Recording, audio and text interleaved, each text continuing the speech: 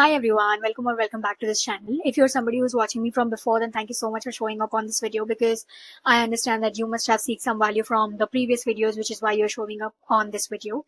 And if you're somebody who's watching me for the first time, then please stick around till the end so that you can understand if my videos make sense to you and if you find the value that you were seeking for. So let's begin. So if you are somebody who believes that stress and success go hand in hand, then let me tell you, you've been lied to. In fact, 70% of leaders reported that stress is unavoidable. And if you stick around till the end of this video, you'll know exactly why I'm saying that stress and leadership have nothing to do with each other and how you can break that cycle at your end. So let's begin just from the basics. हमारी conditioning ही ऐसी हुई है कि हमको लगता है कि if you want to be successful, then stress is going to be a part of your life. Specially अभी कोविड के बाद से हमारी थिंकिंग ऐसी हो गई कि सब लोग को ही स्ट्रेस है, मतलब stress is common.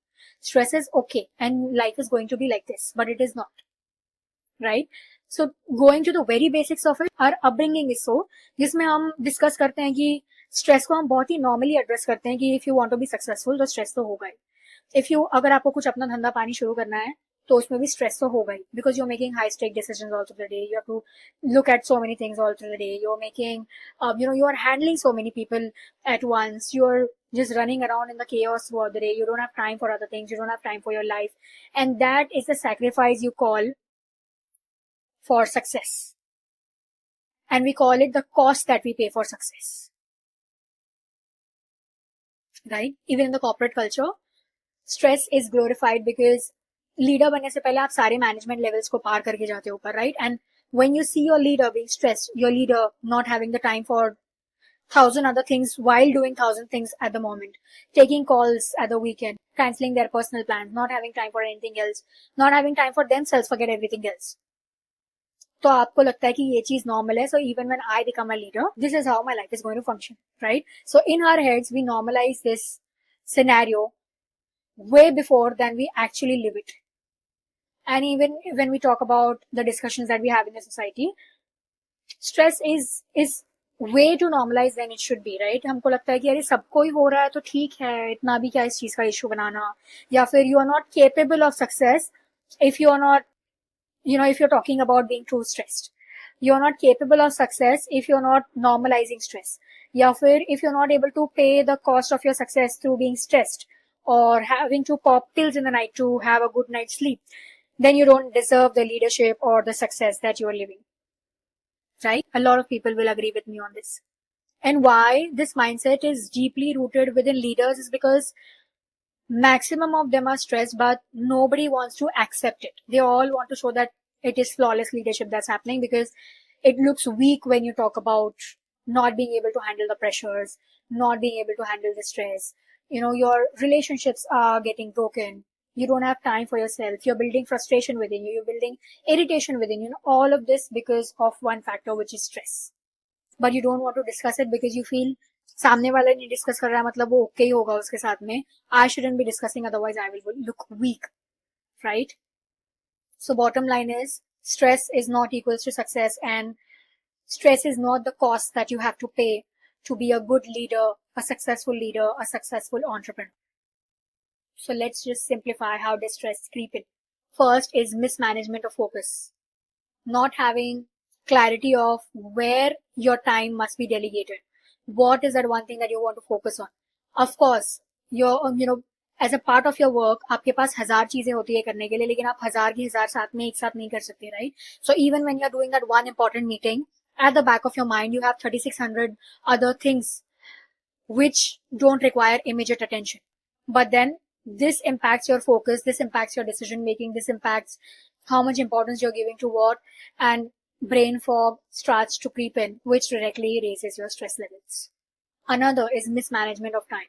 Almost every leader has bad time management because of two things. One is the conditioning that we spoke about earlier, and also उनको लगता है कि काम ही मेरी जिंदगी है. Work is a part of your life. Work is not your life. And third is also the thing that ये तो मेरा काम है, मतलब as a leader, this is the cause that I'm paying to enjoy the financial freedom that I have through the leadership that I am in right now.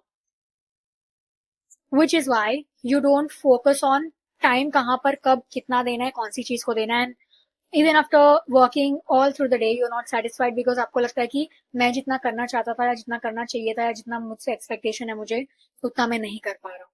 Why? Because it is all mismanagement of time. Not being able to prioritize the tasks that need your attention now and the tasks that can be done later. You want to do everything at once now. Another super stressful aspect is delegation. Not trusting your team enough to handle some work to them and let them do it independently. You want to be involved in everything because you feel everything should be done perfectly under your leadership. तो वो एक anxiousness हमेशा रहती है अगर कोई और भी काम कर रहा है. तो you want to be involve in everything, you want to know what is the next move, and in that process even after delegating work you're mentally still there in that work, right? Or not knowing how to delegate, what amount of work to delegate, whom to delegate work, and that is more to do with the trust that you have in your team members. It may sound rude, but it is more to do with what is your thought process about their capabilities and how much do you trust their skill. And another most important is mismanagement of stress itself. आपको लगता है कि आप busy हो जाओगे चीजें करने में तो आपका स्ट्रेस अपने आप चला जाएगा, या फिर आप काम करते रहोगे तो काम कर करके आपको जो रिजल्ट मिलेगा उससे आपका स्ट्रेस चला जाएगा. Doesn't happen that way. If you keep running from your problems are not going to leave you that way. It's like a cat entering your office and you leaving the office thinking that the cat will go on its own. Doesn't happen that way, right? To be able to resolve things, you have to sit, focus, and plan to resolve the problem. And that is what you do at work. So why not do that for stress? And how this stress becomes a part of your life, it can be about the presentations that you have to make, something that you have to address in the boardroom meeting, at the time of promotions, at the time of increments, at the time of feedbacks, at the time of new projects, at the time of deadlines. And this, if you see, it's going to go on and on until you are in your journey, right? Professional journey or work life. So it's better to resolve how you're going to react to things and how take on things with a calmer mindset than to feel anxious or stressed about handling it, right? Now let's understand what happens if you're not addressing to your stress. What is the cause that you actually pay?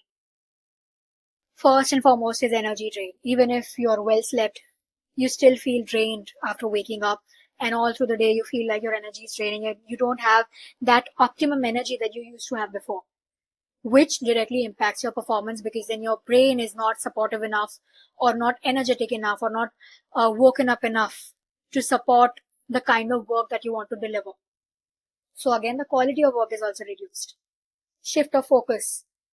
Not being able to decide your priorities. When you're stressed, you are a bit irritated and you don't even realize that, right? Which is why you don't know what to prioritize for and you just go on to prioritizing everything that comes your way, which creates a clutter and the chaos. Emotional reactivity. Poor decisions, feeling frustrated, feeling irritated, lashing out on your team. Self-doubt, a lot of reactions which you have no control on. Relationships damage. When you're stressed, you're not in control of how you're reacting to things, or everything just takes a backseat. Everything just blurs out. And it impacts your relationships a lot because you don't have that required energy to invest. Every relationship does ask for equal amount of give and take, right? At least at work. At home, your family does require your time. But on reaching home, if you're irritated, you're frustrated, you're not able to enjoy the moments, like your special moments at least, you do land up upsetting people at home unwantingly. So that is how you hamper your relationships at work and at home as well. Missed opportunities. Now, when you are irritated, you're stressed, it shows in your body language. It shows the way you talk. It shows in how interested you are to meet new people, to talk about new things, because all of us have a capacity to also fake it, right? And it is very easy for the other person to understand. Now, just understand, if you have to give an opportunity to somebody or talk to somebody about an opportunity, you would understand from the person's body language if they are interested or no, whether they are already drained, whether you feel they are capable or no, whether they are keeping up the energy that you would want the person to have, right? So how you function also tells a lot about how many opportunities you can attract. And lastly, the cycle that you pass on to the teams. Your team is watching every move that you're making. Nobody cares about what you're saying. Everybody watches what you're doing and they enact the same. Even if they don't want it, subconsciously they do absorb some energy out of you. And the results are toxic work culture. So let's redefine success where you are more calmer, more clearer, and more confident about your executions. So the key pillars of leadership are always clarity, knowing your priorities well so that time is managed well, boundaries, protecting your time and energy, and only investing in where it is required. Third, delegation, which is trusting your team, build a team, have conversations with them, understand what are their strengths, and delegate work effectively. When you trust your team, they always give it back to you in multiples. And when you don't, they already know that you're not trusting them with work. Learn to build that mutual trust. And lastly, planning. Designing your life instead of just firefighting. हमको मतलब पता नहीं हमें क्यों ये inbuilt है कि जब प्रॉब्लम आएगी तब उसको सॉल्व करना है. We don't want to take care of things at our end so that we don't land up into situations like that. That is taking care of your mental well-being, your emotional well-being, your physical well-being before it becomes a non-negotiable factor for you. So some measures that you can take from today itself to act on your stress is that you can decide what your delegation strategy is going to be. Try forming mutual trust between your team and yourself. Delegate them the work. Trust them with their skills. And delegation will become easy so that you can work as a team and not as a lonely leader. Act as a leader who can vouch for their team. For real. Second would be daily mindfulness. Practice something that will make you feel calmer and focused from the inside, from within you. Third would be weekly planning. Plan your week well so that you know what are your priorities well in advance, and then delegate time so that you're managing your time efficiently as well. Also, one important thing that I would like to suggest is make it a habit to check on your emotional state. Are you thriving on stress or are you thriving on calmness? And how do you create that calmness if it is stress at all? So the bottom line is that success without stress is possible only if you design your life that way. So do you now believe that stress is the culture conditioning that we need to unlearn? I want you to comment in the comment box below so that we can all be on the same page. I would love to know your thoughts as well. And if this resonated with you, I would like you to subscribe and hit the bell icon so that you're notified of all future videos that I post. I'll see you in the next video.